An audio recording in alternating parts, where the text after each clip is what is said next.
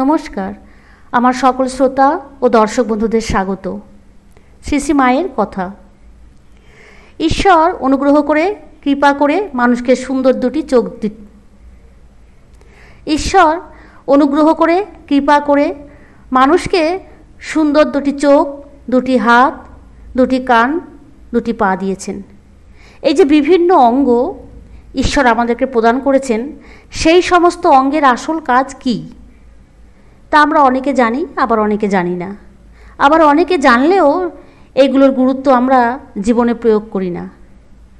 ভগবান চোখ দিয়েছেন কেন?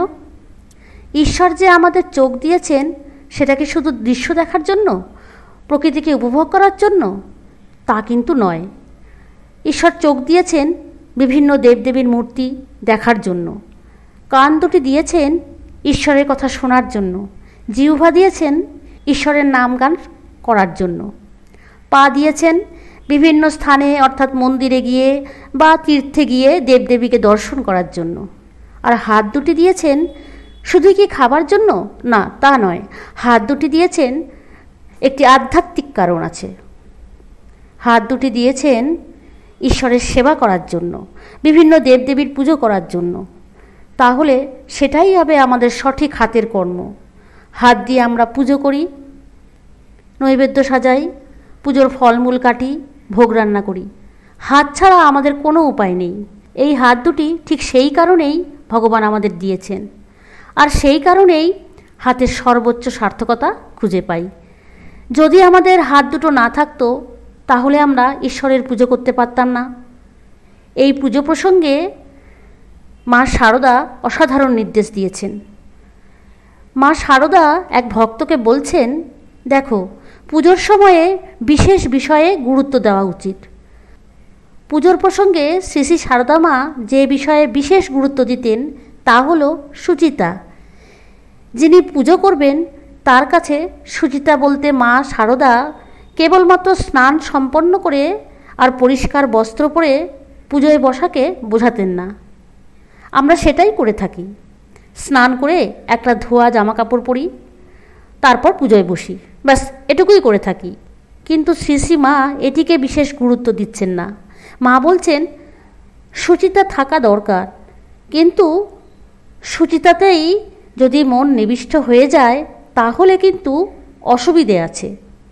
ফুল চন্দন নিবেদন থেকে আরম্ভ করে সবশেষে নিজের আত্মনিবেদনেই পুজো হয়ে ওঠে সফল ও সার্থক।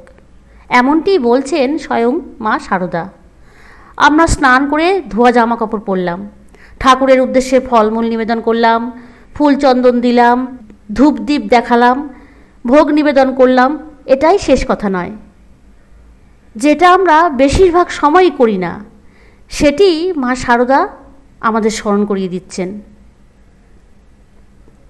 শ্রীমা শারদা বলছেন সব কিছু করো, স্নান করো, শুদ্ধ বস্ত্র পরো, ঠাকুরকে ভোগ নিবেদন করো, ফুল চন্দন দাও, ধূপ দ্বীপ দেখাও, সব কিছু করলে কিন্তু পুজোর শেষে আত্মনিবেদন করতে ভুলো না।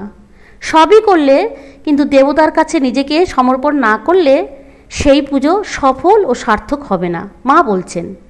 মা বলছেন বাহ্য উপাচার নিবেদনে হাত দুটিও অপরিহার্য। মা বলছেন পুজোর সময় দুটি হাতের গুরুত্ব অপরিসীম।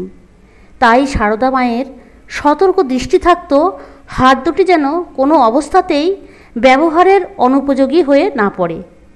মা শারদা বলতেন সেবা কি করলেই হয় মা? সেবা পরাধ যাতে না হয় সেদিকে লক্ষ্য রাখা দরকার। আমরা জ্ঞানে অজ্ঞানে কি করি, পুজোর সময় দুটো হাতকে চুলে লাগাই, শরীরের অঙ্গে লাগাই, কাপড় জামায় লাগাই। সেটা করলে সেবা পরাধ হয়, আর সেটা করলে মঙ্গলের থেকে অমঙ্গলই বেশি হবে। শ্রী শ্রী মা শারদা বলছেন খেয়াল রাখতে হবে চন্দনে যেন খিঁচ না থাকে, ফুল বিল্লপত্র যেন পোকা কাটা না হয়। পুজো বা পুজোর কাজের সময় যেন নিজের কোনো অঙ্গে, চুলে বা কাপড়ে হাত না লাগে। একান্ত যত্নের সঙ্গে ওই সব করা চাই। আর ভোগ রাগ সব ঠিক সময়ে দিতে হয়। পুজো করার সময় হাত দুটোকে খুব সচেতনভাবে ব্যবহার করতে বলেছেন শ্রীশ্রীমা শারদা। তাহলে বন্ধুরা, পুজো করার সময় আমাদের হাত দুটো যেন চুলে না যায়, বিভিন্ন অঙ্গ প্রত্যঙ্গে বা কাপড়ে যেন না লাগে, এদিকে আমাদের খেয়াল রাখা অতি অবশ্যই প্রয়োজন। আজকে মায়ের কথা আলোচনা এখানেই শেষ করলাম। আবার দেখা হবে পরের ভিডিওতে। ভালো থাকবেন, সুস্থ থাকবেন, আর ভিডিওটিতে লাইক, শেয়ার ও সাবস্ক্রাইব করতে ভুলবেন না।